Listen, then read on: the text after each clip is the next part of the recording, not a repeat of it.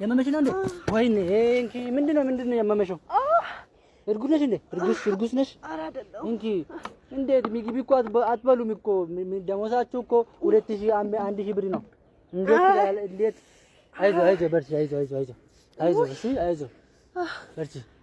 እንዴ አንተ እንዴ? እኔ ነኝ እኮ። እንዴት ነካኝ? እኔ እኮ አስተማሪ ነኝ። እና ቢሆንስ እኔ እንዴት ትነካኛለህ? አስተማሪ እኮ ነኝ። ከምን ችግር አለው? ወላጅ አምጣ አሁን ወላጅ ይዘህ ነው